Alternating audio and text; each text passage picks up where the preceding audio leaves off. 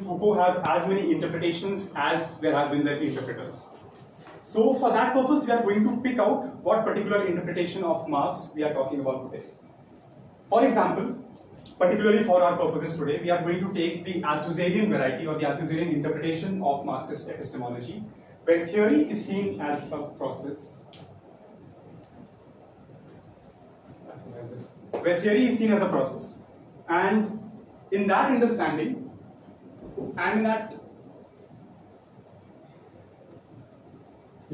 theory is seen as a process, and in that particular understanding, Althusser makes this claim very strongly in the text, Lenin and Others Lecture Essays, that the Marxist epistemology, in its subversion of Hegel, actually rejects an original simple unity which is present in the theoretical presupposition of the Hegelian model. I am going to argue that this brings a portrait of Marx which is much closer to a particular image of Marx which Foucault also has mentioned or described in his own interpretation and engagement with Marx. Althusser again rejects a Marx who is concerned about a point of original return, a tabula rasa, and a purity. A key point that we are going to highlight here is that Althusser argues that for Marx, there is the realm of the power relations in the society form what he calls a complexly structured, unevenly determined mode of production. This can be found similar in some senses to Foucault's understanding of the complex that power relations constitute. And we are also going to pick up another thinker, Kalyan Sanyal, who discusses this idea of a complex hegemony of post-colonial capitalism. Althusser, in this original text for Marx, refers that he would rather prefer a simpler term than this longer version of complexly structurally unevenly determined. Althusser simply prefers the word overdetermination. And from here we are going to begin our journey of understanding overdetermination, primarily through the lens of two Marxian economic scholars, Stephen Resnick and Richard Wolff. For Stephen Resnick and Richard Wolff, overdetermination implies constitutivity, a mutual constitutivity between entities which are analyzed. The idea of overdetermination for Resnick and Wolff, they draw it from this Althusserian root of overdetermination present in Marx, which is also the rejection of essentialism. For Resnick and Wolff, Marx is in no way an essentialist epistemological thinker. For Resnick and Wolff, in Marxist analysis, any social phenomena that is being analyzed cannot be reduced to a simplicity lying at its core. In that sense, the idea of overdetermination rejects the essentialist Marx who is thought of as constructing the idea of the base superstructure kind of a relationship. And importantly, we now arrive at the concept of theory in this framework of overdetermination. In the concept of theory, Resnick and Wolff highlight that the concept of theory itself varies from, let's say, an overdetermined Marxian theory to a neoclassical theory. For a theory which is not overdetermined, which in their words is not Marxist, that theory for itself, for example neoclassical theory or Keynesian theory, occupies a central place in reflecting what is supposed to be the true reality outside. But for them, the overdetermined Marxist interpretation does not occupy any such central place. It acknowledges its existence as one theory among the others, with the difference being this very acknowledgement of difference. We now move to Foucault. In the similar moment of epistemology, we talk about Foucault's rejection of an original desire, an origin, a starting point of ontological integrity. So as in the case of Althusserian interpretation of Marx, we saw Marx rejecting an original, a Hegelian model of original simple unity. Foucault, not similarly, but in some senses, rejects this idea of something having a pure ontological integrity prior to discourse. So there is a rejection of such an original desire. Foucault also argues that power and the relations within which it is exercised are co-extensive and co-constitutive. In other words, power and its relations are overdetermined by each other. There is no pure power in absence of a relationship, and no relationship in absence of a power. But importantly, I think this is what Foucault's key interpretation here is, that differing from the prominent psychoanalysts of his time, Lacan et al., Foucault importantly emphasizes that the prohibitive power simply does not reside in merely saying no, in merely prohibiting. The function of power as such lies in this idea of generating and producing difference. Generating, producing, sustaining, and managing difference. Managing its own resistance. We will importantly see how this idea echoes in Sanyal in conjunction with the idea of Marxist post-colonial development. Now, combining the two thinkers, Foucault and Resnick and Wolff from the Marxian side, we see this idea of a partiality against totality. Foucault importantly argues that there is any endeavor that tries to attempt doing a totalizing theory of power is bound to fail, because a totalizing theory of power already assumes a process of objectivization and subject formation, which are nothing but manifestations of power themselves. In opposition, Foucault argues that one should look at the partial and micro spaces of resistance which open up to understand the economy of power. Therefore, Foucault goes against the idea of formulating for himself a theory of power in favor of looking at and analyzing an economy of power. Similarly, for Resnick and Wolff, they argue that in any social structure or in any social formation, there is a multiplicity of power relations that operate. But you become partisan by choosing to pick what particular power relation you are examining. It is again a partial theory as opposed a partial economy as opposed to a totalizing theory. And in Resnick and Wolff, that partial idea becomes the entry point of class for Marxian analysis. Similarly, there is also an opposition to functionality in both these thinking.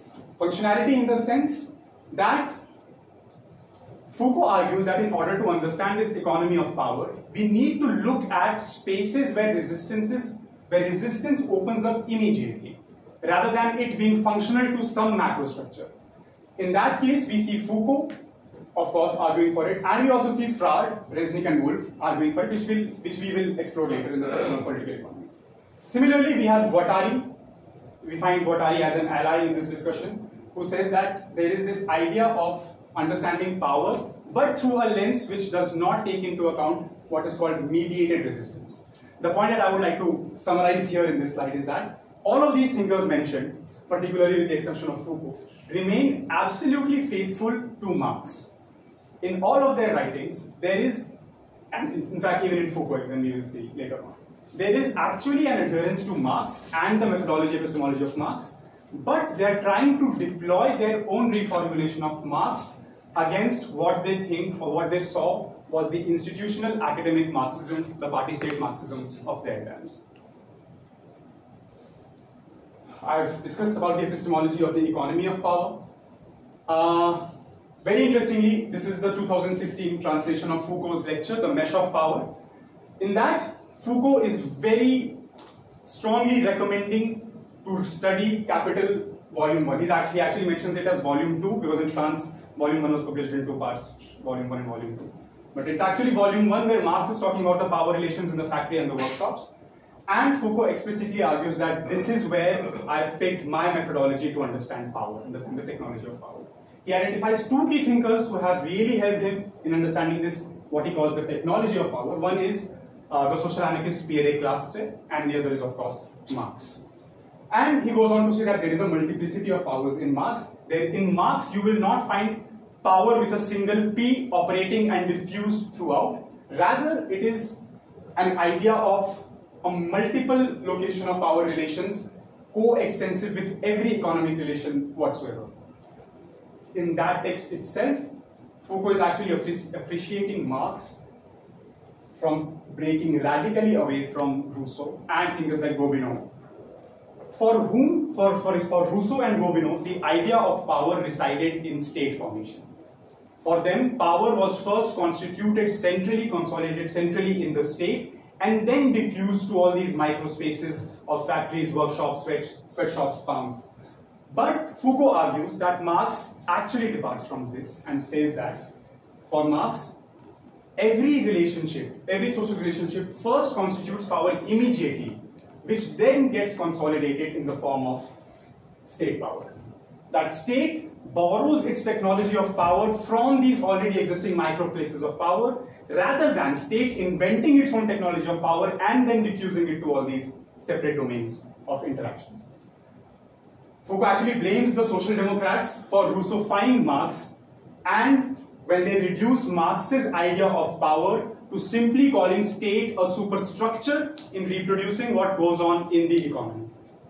Then, the key insight which we will actually use in our understanding of post-colonial capitalist development, Foucault argues that there is a big difference, using the same methodology, same epistemology, there is a big difference between the monarchical mesh of power and the capitalist mesh of power.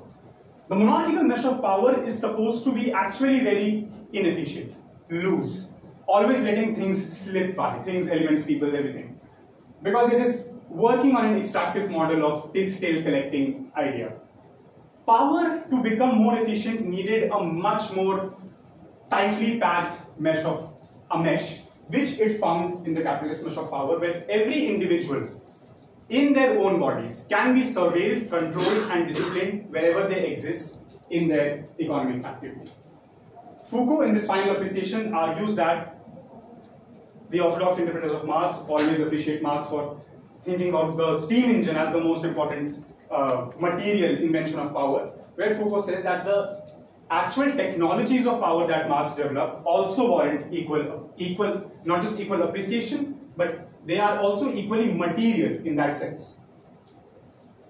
This is a quote from the same article. Foucault argues that the technological development of power is both produced by and simultaneously produces capitalist transformation.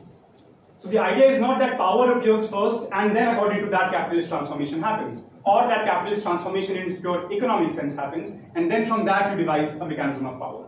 The idea is that both of them have this simultaneity, that both of them are produced in this circular cause and effect relationship, which we can explain as power relations are not merely either the cause or effect of capitalist transformation, they are co-extensive and co-constitutive of capitalist development. It's a slightly longer quote, but I think this is the key for the presentation which I am going to read out. This is in the same essay, same article. So Foucault argues that I believe that the relations of power must not be considered in such a simplistic manner, as if there are those who on the one hand possess power and on the other those who do not. A particular version of academic Marxism frequently uses the opposition of dominant class versus the dominated class. And yet we will never find this dualism in Marx. You can find this in many places, but never in Marx. Because Marx is too cunning to maintain something like this. He knew perfectly well that what strengthens the relationships of power is that they never stop. There is not some single relationship of power here and many over there. They course throughout everything. You can now see the source of minds page. This is Foucault on Marx. We now here arrive at methodology. Very briefly, I am trying to argue that both Foucault and Marx try to do their own kind of historical reading and historical writing, which forms their central methodology. One interesting point is that in the Archaeology of Knowledge, which is the 2013 citation here, in the Archaeology of Knowledge, Foucault identifies Gaston Bachelard as the thinker from which he takes the idea of an epistemological break for Marx. And that is also the thinker which Althusser took, Gaston Bachelard, to devise his idea of epistemological break between the young Hegelian idealist Marx and the mature materialist Marx. In the preface to the Archaeology of Knowledge, Foucault appreciates two historical thinkers, Nietzsche and Marx, and their methodologies respectively. Nietzsche on the method of the genealogy and Marx on the method of historical fragments. What Foucault argues is that both in Marx and Nietzsche you will find a rejection of silent, pure, tabula rasa historical beginnings. And similarly, in both these thinkers, there is a rejection of the never-ending tracing back to the original precursors in historical analysis. This is a quote from the Archaeology of Knowledge, Foucault. History is not a reading and observation. History is what actively constructs and transforms documents into monuments. I would really like to emphasize on this point because this forms the basis of the historical interpretation of Foucault for Marx. Foucault argues that Marx has already been a precursor of this kind of historical thinking. The idea here is that history as such, in this framework, is not some static, pure, unchanging, neutral object to which a reading is applied. For Foucault, and then in relation for Foucault's Marx, they attempted to form their own historical understanding and through the invention of their own abstractions, through the invention of their own concepts. So Marx here is thought of as an inventor of his own history. Silvia Federici's Patriarchy and the Wage, when critiques Marx on missing out the idea of unpaid work, social reproduction, the housewife in the model, so to say, Federici is not making the argument that Marx is simply ignorant of it, or this is something that Marx did not saw. Federici makes the argument that it was not part of the objective history. There is no such thing as that objective history. For Federici, Marx, the history that Marx invented through his abstractions of a perfect capitalism, did not take into account or had no scope to take into account the conceptual apparatus of the housewife or the unpaid domestic work. This is similar to Resnick and Wolff's idea that theory produces its own object of analysis. And finally, in Althusser, this is reading capital, where Althusser says that there is no neutral reading of history, and everyone who engages with that should ask this question to themselves, that which reading are we guilty of? And again, a quote from the Archaeology of Knowledge. The time is up, and if you take the next 5 minutes, then there won't be any discussion. You want to have a discussion, or you want to? I don't want to have a discussion, so I can. Then you can stop. Otherwise, there's no time. All right. And you argue 1 minute to summarize. Okay, all right. Thank you. Again, this is a quote in Foucault, where the idea is that Foucault is dealing with the creation of the subject, and for Foucault, the idea is that whatever counts as continuous or linear history, that is actually nothing but the repressive mechanism of power constituting in subject formation. I will quickly just go to because I wanted to explore the idea of political economy here, and Sanyal. So another motivation for this project was Sanyal, because Sanyal, of course, in the seminal text Rethinking Capitalist Development, is equally decisively influenced by both thinkers Marx and Foucault. He uses them both not as mutually exclusive to each other, but in order to augment the effectivity of both these thinkers. So we have concepts like governmentality, ship of fools, this is from Madness and Civilization. The idea of, the key concept is that, like Foucault said, that power does not simply say no, simply stops you from doing something, but power actively produces. That is the idea Sanyal uses to say that capital's power simply does not rely in prohibiting or stopping non-capital. It lies in actively producing, not just producing, but actively governing and managing that non-capital. So this is the idea that I wanted to highlight. I think... Don't be ambitious in a presentation. I'm sorry, but that's all. I will conclude. Thank you so much. Thank you.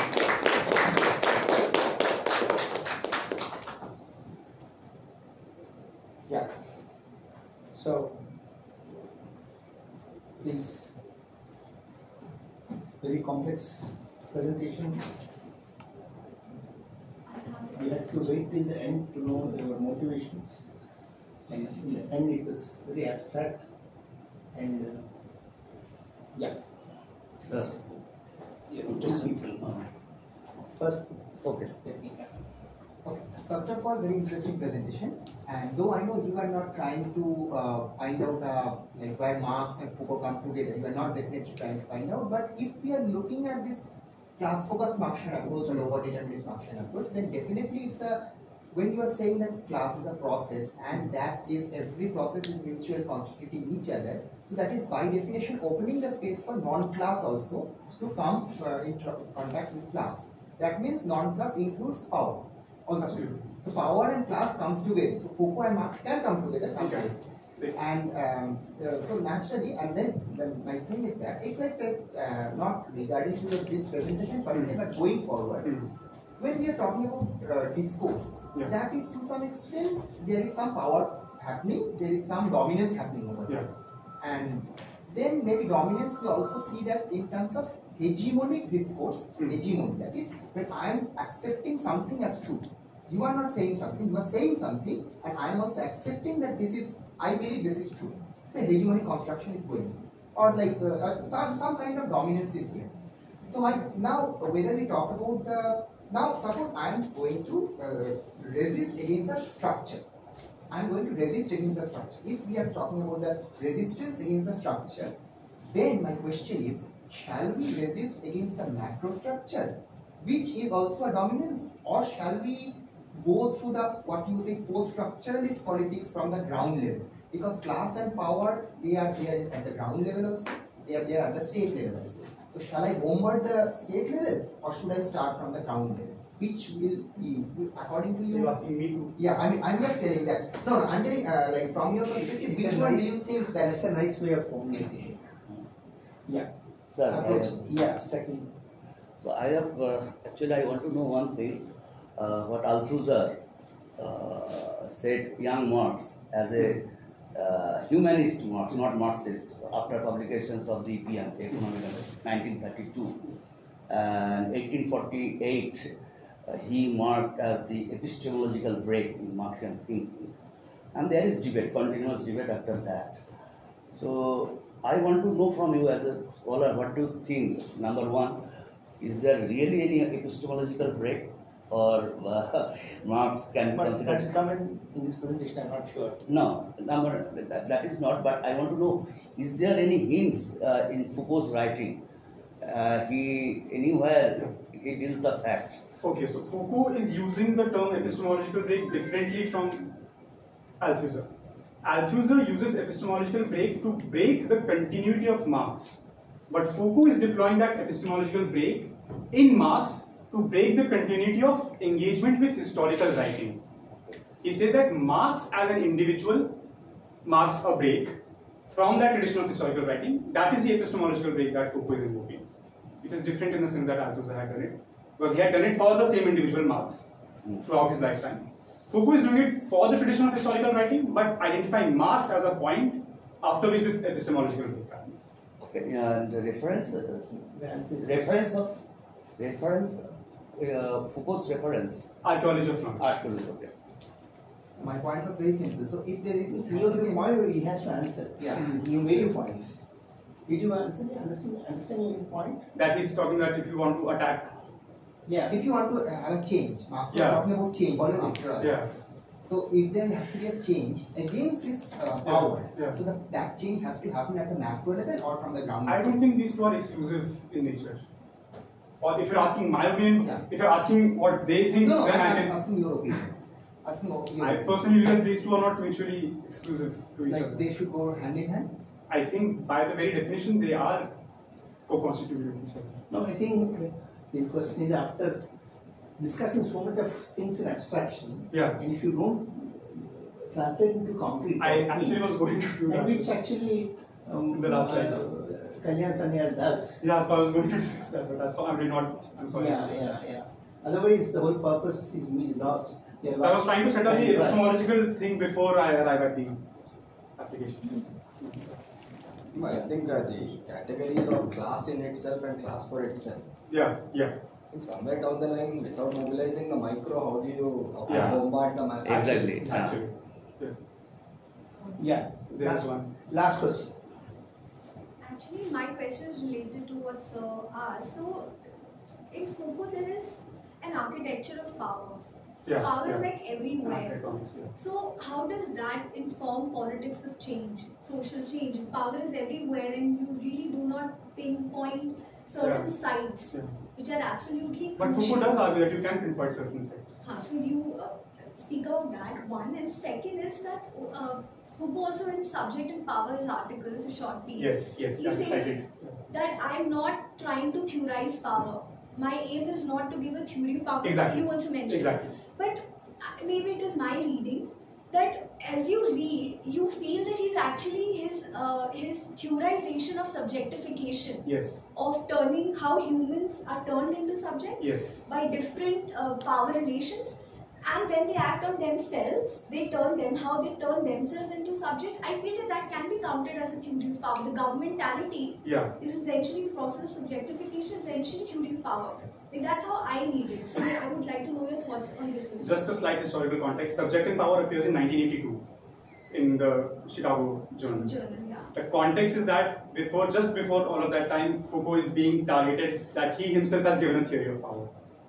So in response to that, Foucault is writing that is certainly not my problem. What you are saying, of course, can be reading. I'm not disputing that. But just the context that he's trying to do is trying to get back at his critics who said that you yourself have developed the theory of power. Okay. So that is the... And the sites that he has mentioned, which are very specific. So the sites he says that you cannot, that is in the subject and power itself. No, he says you cannot look at power in its abstract. Wherever there is resistance opening up, that is a site where you can capitulate. But that's again very dispersed. Exactly. So that's very status quo. It's very defeatist. You can't keep on fighting every different side. I would disagree with that. I would say that's actually very optimistic. That you can find locations of struggle and power everywhere. That's why feminists find a friend in Foucault. That they have to fight every day. Actually. Yeah. Okay. Thank you. Thank you.